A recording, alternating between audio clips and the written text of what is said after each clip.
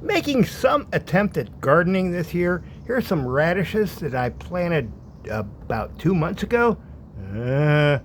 Not very impressive. So anyway, moving on from that, also about the same time, I planted a whole bunch of tomato and pepper seeds, and here they are. These things are grown from seed, and they came up in little pots, and well, once they sprung or became plants, I put them into these containers here, and it's kind of a survival of the fittest thing here. There were like a dozen of each, and I have a mix of tomatoes and peppers in these, and it's about time.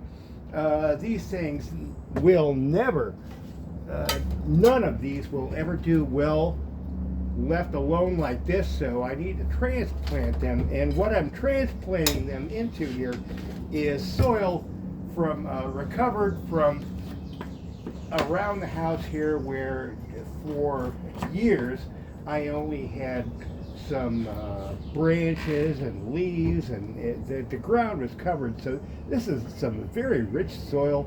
And what do we got here? I think this is a tomato. We're going to put this over here, kind of dig a little hole and put it in like that. And oh yeah, I can see differences now. Let's grab another tomato. This is survival of the fittest here. Once I thin out the stuff in these two containers, we're going to see, well, it's the last day of June here. And I got the root. We're going to put this in. And these two tomatoes are going to compete. And that's going to be the only thing in this container, is these two. And probably there should only be one in here, but well, that's my gardening for this year. And then we got to do the next one. Wow, we got a tomato going here. Oh boy, that thing has to have a place of its own. So, oops. All right, I got to get to that.